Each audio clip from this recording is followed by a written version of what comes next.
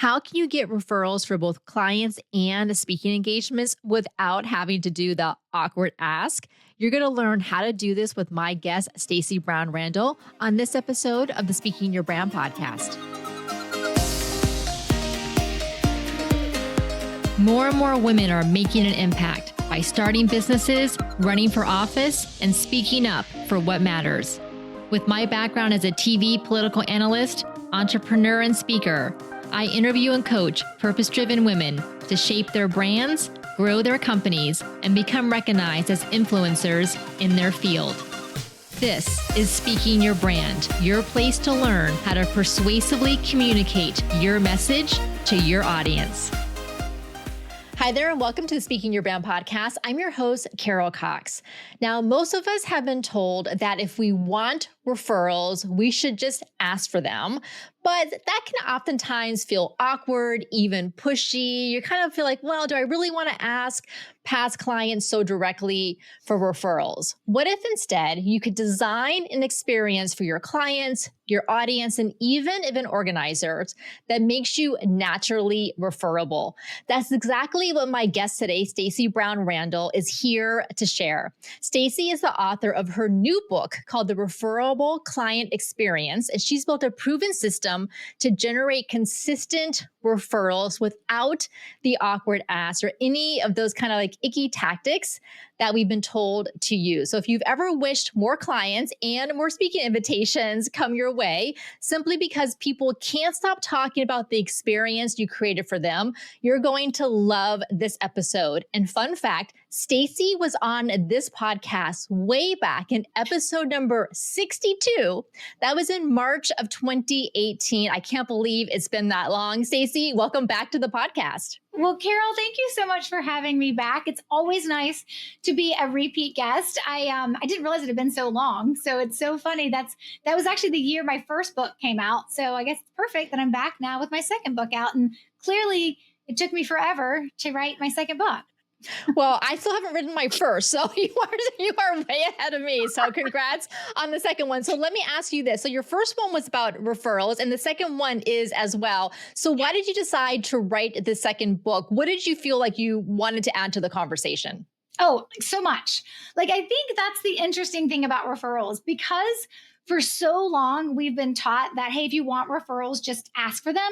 Or if you want referrals, just create like a loyalty type referral program and people will give you you can give people commission for referrals. Or you're taught, hey, just go network all the time so people can't forget about you. And that's all you got to do to get referrals. People think it's like do this and then get referrals. And it's like so like simple and it's just like tiny in this one little process that they need to do. But that's treating referrals like they're a nail and the only tool you need is a hammer. And it's just not the case. I mean, I have been teaching business owners how to generate referrals for now 12 years. And I actually have 20 different strategies that I teach. No business owner needs all of them. Most of them are situational. So like, hey, in this situation, when this happens, Stacey told me what to say is usually how I want my clients thinking about it, right? Some are like processes or plans or strategies we want in place that kind of run all the time in your business, like year after year. And others are just because this situation happened, you know what to say. And the truth is, it's not just referrals are a nail, so here's a hammer, right? You need a fully stocked toolbox to really leverage all of the referrals that have the potential to come into your business and exist in your business. I teach referrals like they exist in an ecosystem. There's not just one way to get referrals, there's lots of ways. And so the first book that I wrote, Generating Business Referrals Without Asking, I'll be honest, when I first wrote it, I was like, this is the book. It's the only book. And like, granted, this was like, I think I started writing that book back in 2017. It came out in 2018. I'm like, this is it. This is my platform. Like, this is the things you need to know. And then as my business evolved and my clients started asking different questions, and I was like, and it was funny because they'd ask like, well, what would you say in this situation? I'd be like, you say this. And I'm like, wait, that's not actually recorded for any other client to access unless they're listening to this conversation. So we started building out like the library of all the client questions, and they kind of formed their own like little mini strategies and mini tactics. And so that's what we have that we provide to our clients. But the more I started watching my body of work like evolve, I was like, wait a minute, the book really only is attached to one the first book. It's only attached to one of the 20 strategies. It's the teaching you how to identify if you have people who refer you now, and then the steps to follow to get more referrals from people who already refer you. But as the body of work evolved, I was like, well, what about people who've never referred you? Like, that's a whole standalone strategy. What about the clients and the client experience? That's another whole standalone strategy that I teach. And so that's why I was like, oh, well, there's probably a bunch more books. I don't know if I have a bunch more books in me to like write them and actually get through it. But so I started thinking about it. I was like, yes, I was like, I have 3 main foundational strategies. They can each serve as their own book. They don't need to be like a mini chapter in one book. And so this is the second book that I decided to write, which is on the client experience and the idea that how you get referrals from someone who already refers you, whether they're a client or not, looks different from the repeatable process you need to have in place to be able to be worthy of those referrals, and then to know how to bridge the gap to those referrals. And that all happens within the client experience. And Stacey, I want to get into the client experience, both for those of us who are business owners, as well as for those of us who are speakers and maybe don't own our own business and work for someone else, because we can cover both of those different scenarios. But I want to mention about what came to mind when you were describing about oftentimes we're taught or we think with referrals, like you said, we just go to network and we give people our business cards, digital or paper, whatever is in right now. And, we do that. And then, they're going to just magically someone's going to pop into their mind, and then they're going to introduce us and we're going to get lots of referrals that way or what have you. And I feel like a lot of times that we don't like that approach or, directly asking because it feels very transactional. And right. I know for the work that I do in speaking your brand with our clients, the work that you do, Stacey, the work with that so many of the women who run businesses, the work that we do is not transactional. It's the opposite of that. We create our programs at our workshops and our coaching to provide that transformational experience, to do that deep work with our clients. And then we treat this referral process, or we're taught to treat it very transactionally. And I think that's what then comes into your emphasis on the client experience. So can you tell us about that? Yeah, I think what most people think about it, like it's very transactional, yet so that it doesn't align. Like they think about referrals as transactional, so it doesn't align to actually how they do business. And in some cases, how we do life, right? Like it just doesn't match. And so I think that's the thing that people need to understand when it comes to your client experience is that, and this is something I always like to ask folks. I always ask folks, like, do your clients love working with you, right? If you're providing that transformation and you're doing great work, not perfect work. I mean, nobody expects perfection. Nobody reasonable, I guess I should say, expects perfection. But if you're doing great work and your clients love you, right? And you're thinking about the value that you add and that you are what we would quote unquote call referable, right? Like you're doing great work. Like this is all great. Your clients tell you that they love you. Then my next question is always, but are you drowning in referrals? And usually the answer is nope, I am not. And that is because doing great work does not equate to receiving referrals. We think it should. It seems like it would make sense, but actually what you're working with in the brain of your client to refer you is different, right? When you're actually just delivering great quality work within your client experience. So that's why we call it the referable client experience. It is doing great work. Obviously that's important, right? I feel like I should say that, even though I feel like I shouldn't have to say that. Doing great work is certainly important. But then on top of that, you have to layer on top of that repeatable, intentional client experience that makes you referable. And then you still got to bridge the gap to referrals. And it takes all those pieces in place to be able to generate referrals from our clients. And it's not that our clients don't refer you because they don't want to, or because they think something bad about you when they're actually telling you you're amazing. It's because that's actually not how they're thinking at all. And we kind of have to help them get there. So then, Stacey, describe a little bit about how they're thinking. And does this dovetail with your 3 stages of the client experience, which you call new clients, active clients, and alumni clients? Yeah. So what a client's going through a lot of different emotions when they move through your client experience. And the number one emotion that they have through the entire experience is, am I going to get what I paid for? Like it may not be that crass, right? But like the idea is like, did I make a good decision? Am I going to get what I pay for? And that emotion is much stronger in the new stage, right, than it is like in the active stage or the alumni stage. And so that's the thing they're thinking about. They're thinking about themselves. They're thinking about how I'm going to take what you're teaching me, what you're coaching me on, like how is that going to work? So they're thinking through all those pieces. They're not thinking about, oh my gosh, Carol is amazing. I need to refer her to everybody I know. Some people will. You will have some clients that they come into your world and then all of a sudden they're referring you to other potential clients and you're like, this is amazing. How do I duplicate that? The hard thing about the right people referring you is that you can't identify them. Like they just said that they have to reveal themselves and then we can take care of them differently.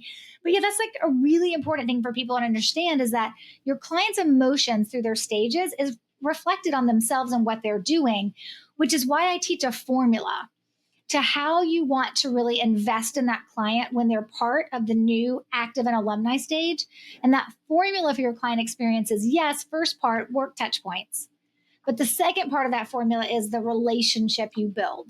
So the relationship touch points, and you have to have both. And when you have both, you have a greater opportunity to then also wow how they feel about you and then be able to plant what we call referral seeds to be able to bridge the gap to referrals. Because my clients are not allowed to ask, they're not allowed to pay, they're not allowed to be gimmicky and promotional. And usually that's why they're with me anyways, because I don't want to do those things.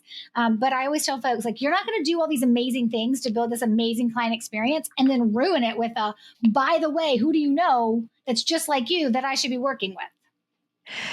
Stacey, I want to talk more about this idea of the touch points. So the work touch points and relationship touch points. And this goes so well with what I talk about with public speaking and thought leadership, which is we have a tendency, especially as high achieving, well-educated, expert women in our fields, to get stuck what I call the expert trap. So we're so good at relaying information, whether it's in public speaking, podcast interviews, et cetera, that we forget about the transformation that our audience is looking for. Because it's that transformation that gets them to feel and believe in something more for themselves or for their work or whatever it happens to be, versus just information, which is important, but it's not enough. So it seems like what you're talking about with the work touch points and making sure to bring in the relationship touch points is also about, in the work that we're doing with our clients, to make sure that we are also helping them understand the value of the transformation that they're undergoing. Yeah, it's the crazy thing about the work that we do. At the end of the day, people want to know that like, hey, I'm getting quality work. But what really makes them feel like they would talk about you and that they would refer you and that they would even be open to the idea of it before they realize they're open to the idea of it is really how you make them feel. It really comes down to that understanding of like, how do I feel? More so than, oh my gosh, this is amazing, like the work I'm getting, but also that relationship you're building and how you make them feel. And that's what's remembered longer. And that's the same thing with like, and I am as guilty of this, I think, as the next speaker sometimes, of like, I just want to make sure you have all the information. Like, you just got to have all the information because I want you to be able to go off and go forth. Right. And the reality of it is that a lot of times the biggest transformation we make is that I need you to think different about referrals. And so for me, it's the same thing. It's the same thing with the clients on a referable client experience. Like, I need you to have a great client experience, but I need you to think different about how you're going to get referrals out of it, and recognizing that you've got to build relationships so that you have opportunities to plant referral seeds, and really understanding that that is the journey your clients need to go on to move from she does great work to she does great work and I'm going to connect you to her because she's that amazing and you need her. And those are different. Stacey, can you give us an example, any that come to mind, of these developing the relationship with a client? What could that look like? What are some things that we could be doing? Yeah. So I always tell folks, we want to look at the work touch points you're doing. And depending on like how long your new stage, active stage, of course, the alumni stage is like indefinite, right? Until you decide to remove someone from the alumni list. But the new stage and the active stage, depending on how long they are, there's going to be so many work touch points within them. I usually tell folks, let's just say on average in the new client stage, you have like 10 touch points you do. And this is some things the client never sees. Right? This isn't always things the client sees, but it could be the things you're doing for the clients behind the scenes and the things the client does see. Let's just say, for sake of argument, in your new stage, you have like 10 work-based touch points. Then 1 or 2 of them probably needs to be a relationship-based touch point. And then the same thing in active. Active is actually where the most of the work happens with a client relationship. And so let's just say you have like 40 touch points that happen start to finish, right? From that active stage starting until they move to the alumni stage. And of course, if your clients are reoccurring, like they never leave, you don't actually move to the alumni stage. They go active and they stay in the ongoing active stage. But you probably need to have, like, if you've got 40 touch points in that point, you probably need to have like 2 or 3 that are relationship based. So we're looking at it from like a 20 to 30% relationship touch point in relation to the work touch points that you're doing. But it's not just all willy-nilly, I'm going to do this touch point and then this touch point because I want to, or they feel good, or they're easy.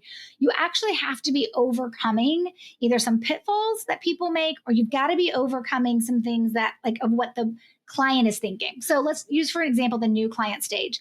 When somebody decides to hire you, they have a moment of buyer's remorse. It doesn't matter how excited they are. It doesn't matter how long they've thought about hiring you. At some point, they're going to be like, oh boy, that's a lot of money. Am I going to get what I want out of this? Right? And so it's important to try to overcome that buyer's remorse. But most people do it by like, thanks so much for being a client. I'm like, no. In your relationship-based touch point, even though it still delivers on a work attitude, right? And that relationship-based touch point, we're going to acknowledge the buyer's remorse. I call it the quiet voice. It's the quiet voice is the voice they're thinking, they're just not speaking. You don't know it, but you know it because you have it when you're a client of other people, right? And so, like, how do you overcome the quiet voice? How do you overcome that buyer's remorse that a client has, but also building on the relationship? So one of the best things I like to tell my clients to do is sometimes that's handled through like the welcome card or the welcome gift, but it's the language you use that makes that really, really like hit home in terms of making me feel different about it. So let's just take a welcome card, for example. Most people send a welcome card and they're like, Carol, thanks so much for becoming a client. We're excited to work with you. Can't wait to get started. There's fundamentally, I mean, I guess there's nothing wrong with that note, but it doesn't speak to anything I may have concerns about. So I tell my clients to write what we call like that. It's a little bit of a journey card. Like it's acknowledging the journey we're about to go on. So the language we would use is more specifically to, Carol, we are so excited. I'm so excited to work with you. I know going through this process is going to stretch and challenge you. And there's going to be moments you're going to wonder, what did I sign up for? But I want you to know you're not alone and I'm your co-pilot. I'm here for the ride and I've got you. That speaks so differently to a client who has a quiet voice and the buyer's remorse running through them versus that I'm so glad you're a client. And that actually, that fundamental small card that you send or send that card with a gift is actually a relationship-based touch point that most people like wouldn't expect. It feels like a work touch point, but the right language kind of turns it into a relationship touch point. So sometimes it's not, let me send you 14 gifts because that's how you're going to feel like you're being taken care of. It's paying attention to how your client feels in the moment or the stage that they're in, and then recognizing that and doing a work or a relationship touch point to speak to that. I love that example, Stacey. Very concrete and tangible. And I like it because it validates where the person is at, what they're thinking. It empathizes with them and it puts the emphasis on them and their journey versus you, the business and the transaction that you just closed. Right. Exactly. Absolutely. Okay, so that's really helpful. So we have these 3 stages, like you mentioned, the new stage, the active stage, and the alumni stage. So I feel like we have a good sense of the new stage, alleviating buyer's remorse, knowing that there's this quiet voice that's in there that is helpful to address in the beginning. Oh, let me ask you this. When you're talking about these different touch points, are these generally, obviously they can be welcome gifts and welcome cards. Is a lot of it happening via email besides say like Zoom calls or calls that you're having with clients, whether it's one-on-one or in group? So usually what I have my clients do is actually map out what they're currently doing from start to finish when they work with a client, because we actually want to pay attention to not only making sure that we have the right percentage of relationship touch points, but we want to have a variety behind delivery method. So if everything you do with your clients is emailed, then I would want to make sure that we have some relationship touch points that are mailed. So, my business is very much like this. I am standing and looking at the humans that I get to work with over a screen with a camera, right? Like it's just how it is. Not always. I have some where I work in person with people, but my coaching program is just like this. It's me and a bunch of faces in a Zoom room. And so my welcome gift when people join my coaching program is actually something that I mail. It's actually a gift box that I mail to them that has very specific things in it that meets them where they are in that journey. And so the variety of the delivery method matters. I can't say there's like, hey, it should be 5 to 10. Like I would never say that because I would need to know what someone's doing now and how they are communicating with clients now, versus then giving them like, okay, you're doing it this way, so let's add these 3 things in it and do them differently. I like that idea that it is also variety. I'm just thinking for myself. So I use LinkedIn as basically the only social media platform that I use. And so I try to follow our clients, whatever stage that they're at. Obviously, the algorithm chooses to show me whoever it shows me. But I do try to say, if I see them, they were at a speaking engagement or they got an award, I comment and congratulate them. But I'm just thinking that even for current clients, so clients who are currently enrolled, we obviously send emails to them, about upcoming calls and what they should be working on, but even maybe sending them a direct message on LinkedIn as more of a relationship touch point versus the here's what we're doing on the next call email touch point. Yeah. And I think that's one thing that people have to pay attention to what works for them, particularly when you move to the active stage. Because it's in the active stage where the biggest pitfall you have to overcome is the lull of complacency. Like it's just, we're doing our coaching calls.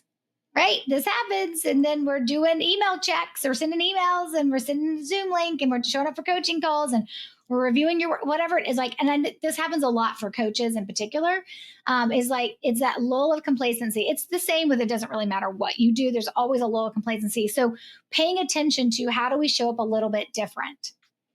And sometimes that means getting offline and going more analog, but that then comes into like a budget perspective. I got to pay attention to logistical lift. That's real too. So yes, sometimes it's being different. Like sometimes I tell folks, like I had somebody, I was on a client call and he was like, I'm just going to email them. I'm like, no, you're not. You're going to send a video. You're going to say whatever you would say in that email, but you're going to say it in a video because they need something different. He's like, I can do that. Right? Like, I don't need you to like mail them a card every time you're trying to tell them something relationship based, but a video is better than yet another email.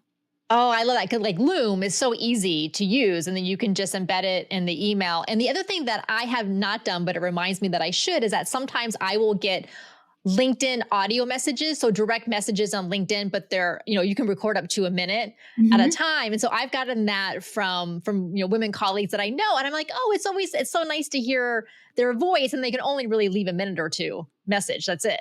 Yeah, on Instagram, they've now changed it where you can leave like indefinite messages, which I have found is not great for someone who can sometimes ramble. So I'm like, oh, LinkedIn, like they keep it tight.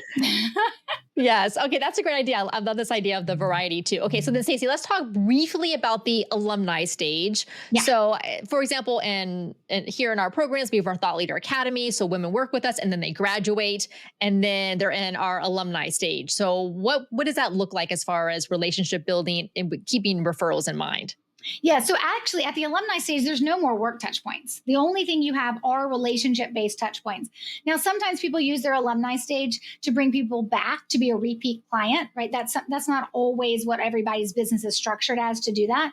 So in some cases, if the goal of my client is like, hey, I want repeat clients in addition to referrals, then we may look at it a little bit differently. But most of the time the work is done and them giving you a testimonial would be great. Them continuing to say great things about you online would be wonderful, but you're really ultimately after the referrals. But all you have at that point are the relationship-based touch points. And so it is an opportunity for you really. And I look at it this way. Most of the time when I'm working with clients, we are talking about staying top of mind. But when you get to the alumni stage, it really is like a step down from that. And in terms of like a keeping in touch. And really being like, you had this great experience with me. I want to make sure I'm popping up in your life, right? So you don't have the opportunity to forget about me. And so that can look very different for different people. For me, once you're a client of mine and then you become an alumni client, the point is for everybody to eventually graduate, right? Is that you're always going to get up to at least your first so many years our holiday card. Now, the difference with that is our holiday cards are a bit of a production. Like we theme them out, the family all participates. Usually they are not happy with me, but like for one card, we did 11 different outfit changes and location changes. Oh my gosh, Stacey, you are hardcore. Like when I say production, they are a production. I actually have one of them in the book, in the Referable Client Experience book, and we link to more like in the insider resource page. But anyways, so like for me, sending that out is like, there are some people, obviously not every person's like anticipating it, but like it comes and it makes a statement, right? It has an impact, and it's a way for them to like, remember me, like staying in, like keeping in touch, right? Staying in touch. But there are other things that you can do that are more driven on more of that. Hey, I'm just trying to like stay on your radar, because the idea behind the ability to be able to generate referrals, first and foremost, is that they can't forget about you. And then, right, you need to make sure that you're staying in touch, keeping top of mind, staying in touch. And then it gives you that opportunity to maintain that relationship. Now, if you have a client that's in your alumni stage and you're sending them like a holiday card, and maybe they're invited to a client appreciation event for a couple of years after, and then maybe you're sending them like this random video for one like 4th of July or something like that. Like let's manage our expectations and don't think that's going to unleash a river of referrals from that alumni client. But if you will add in some other things, sometimes it's just like the check-in. Like, hey, I just want to check in and see how you're doing. There's some things you can do that are just more time valuable as seen by the other person, that allows them to be like, now you start working your way back into their memory bank. And that's the big thing I want people to understand. To be able to direct how someone thinks about you, like sending you referrals, you first have to impact how they feel about you. And then you've earned the right to plant referral seeds and direct the language and the words that you speak to direct how they think about you. And it really does work in that order. Stacey, let's talk about how this applies to speaking engagements, because of course, everyone loves to get those inbound speaking requests, the email or the LinkedIn message that says, oh, I found you, or someone told me about you and I would love for you to come speak at my event and we have a budget to pay you, right? So that's great. So then how can we make it more likely that when we are working with event organizers that we're getting referrals maybe back to their own events, but to other event organizers that they know? Yeah. So here's the thing. I think the number one thing to pay attention to is that what most people overlook is that they look at working with that event organizer in the singularity of that one speaking engagement. And that event organizer is now your client, and they need a client experience as well. And if you're doing a lot of speaking, this is easier for you to set up in your business versus if you're like me and you do speaking, but you really do wait for the phone to ring. You really do wait for the person to be like, I need you. And you're like, great, what's your budget? And so if you're really trying to build your speaking career, you have to treat the people who book you, they are your client, whether they are within an organization and they may or may not be able to book you again, or they're within an association and they have lots of other people like them in the organization they know, or lots of other associations that they're serving that they could bring you into. They have a new, active, and alumni stage as well. And you need to build out what that looks like from a speaker's perspective so that you can, deliver the great work, but it is not just about the time that you show up and you're on stage and then you walk off stage, right? That's what I refer to when people are sitting in the audience and they see you speak and they're like, I want her. Yep, that's who I want. That's like the right people in referrals that I teach from a client experience. You don't know the right people when they show up in your client experience. They just reveal themselves by starting to refer you and you're like, oh, that one, get a live one. This is good, right? Same thing.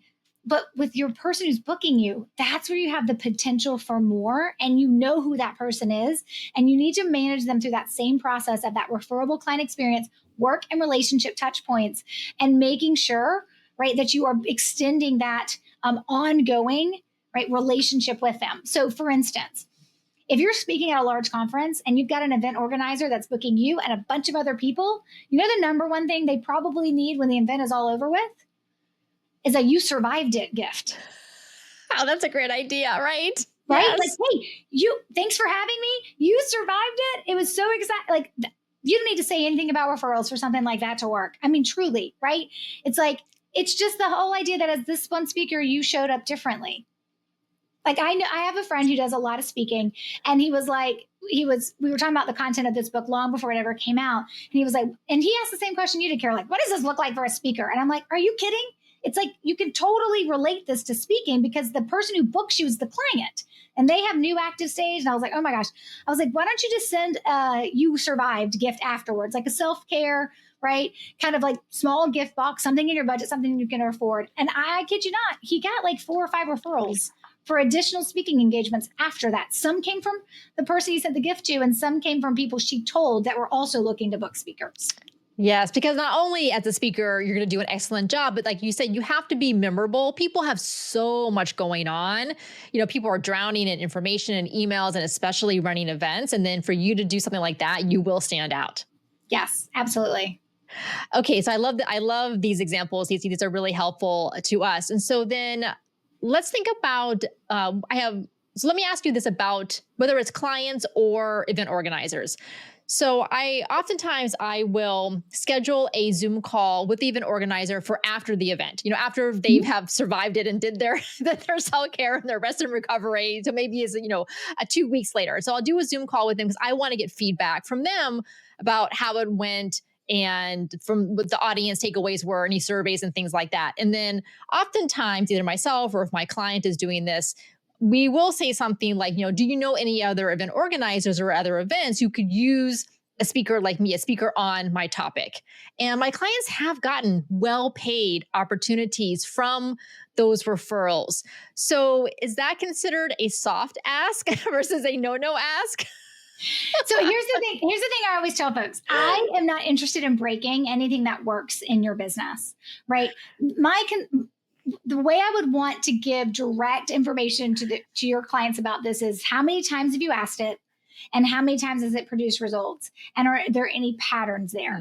So for example, if you have a client who is asking that question of the event planner after the event, and it's for more speaking engagement that event planner is looking to book, and that's where the referrals are coming from, well, that's a different ask than can you refer me to other people like you who are also booking speakers? Right. So I think it depends on how you position it. If you tell me you've asked it 50 times and you've only landed one speaking engagement from it, my fear is that the 49 that are now turned off for the one that you wanted to get. I'm not taking anything away from the one that you landed. I'm just saying that if you ask that person, like, hey, do you have any other opportunities or do you know of anybody who's also booking speakers, right? If you ask that person, the trigger for them to refer to you was your ask. It isn't building the thought process in their minds by how you take care of them and how you show up and how you plant referral seeds that triggers future referrals. And that's the difference I want people to make. Like, yeah, there are people who ask and there are people who get some referrals, but how many times do you ask? How many times does it actually work? And could you consider shifting it to look a little bit different, right? In terms of now that becomes the trigger. And so if you're not always asking them, maybe they won't think to actually refer you. So again, If you ask and people are like, hey, every third person I ask, I get a speaking engagement, I would never tell you not to, right? You're doing something right. I would love to analyze your language because I bet it's not very direct. I bet it's like circumventing it just a little bit, which is probably helpful because it doesn't feel so like, okay, don't give me work to do.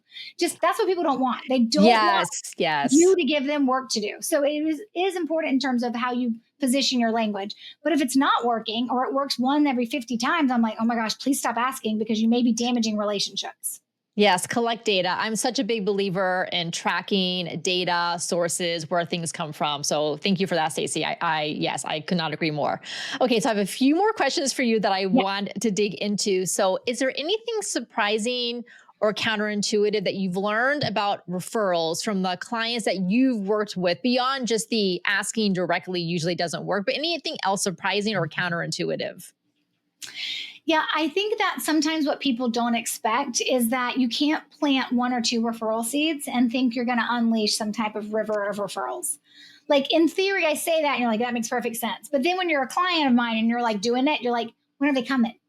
I'm like, nobody has an 8 ball.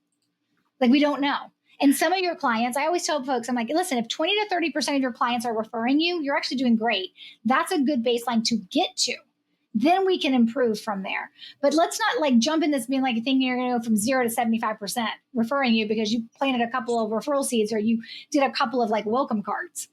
Like it's an intentional, repeatable process where you're percolating the idea of referrals in moments that you have in your business where referrals are maybe more likely to happen and that you're repeatable with it and you're doing it for every client. And we're seeing who it actually produces referrals from, right? And then we're testing those kind of things out. So I think sometimes people are like, well, I said the thing. And I'm like, okay, like, what did you said a thing. Like you said one thing. Like I had a client that I worked with the same way. Like he was like, I'm doing the thing. I'm like, yeah. And you're like white knuckling every conversation you have, planting the referral seeds, and you're almost doing it like you're daring it not to work. And guess what? It's not working because like we sense that this isn't genuine for you.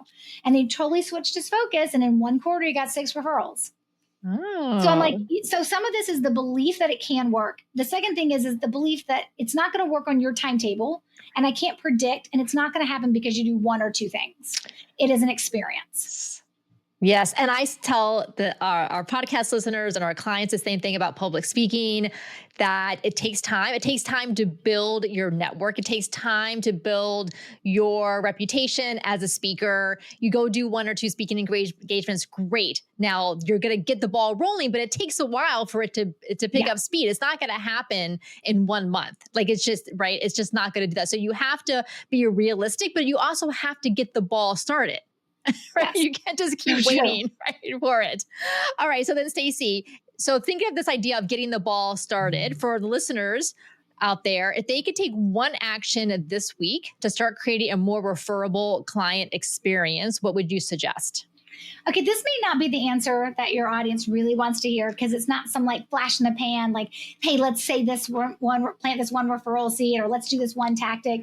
But I really think what people forget is that before the referral piece can work, you really have to pay attention to what you're already executing on within your client experience, right? Like I see people all the time, they're like, I want to add this wow factor and then plant these referral seeds. And I'm like, yeah, but your clients are really hoping you just fix this one part of your process first, right? So the example I like to share is like, my husband and I go to a gym that's near our house. And I walked in one day and there was like this sign out. It was like $60,000 invested in new equipment. And I looked at the sign and I was like, I just wish the water out of the water fountain was cold and not lukewarm. Can we do that before you give me a whole bunch of more equipment? Like sometimes it really is about looking at how do you communicate? How do you set expectations? How do you deliver on the work you do? Do all of your automations, are they working as they should? Do you actually have a blend of automation, which I know allows you to be efficient, but also engagement? Do you have a blend of like the work you do and the relationship you're building? Like pay attention to what you're doing now and fix the basics before you're like, okay, now let me take this up a level.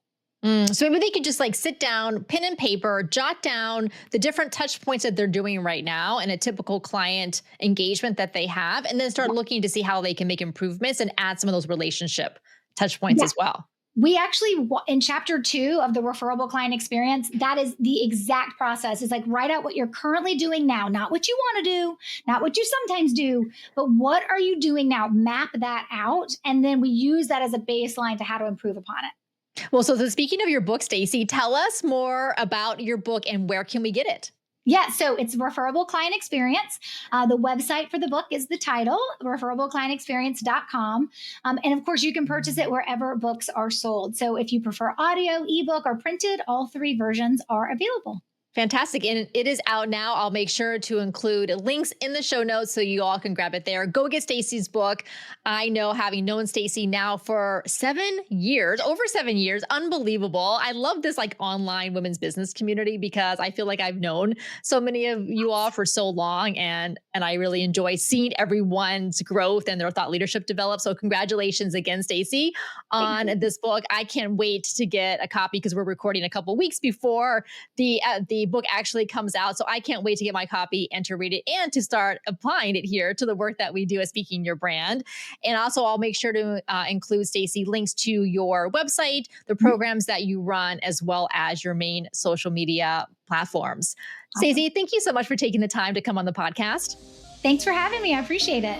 Until next time, thanks for listening.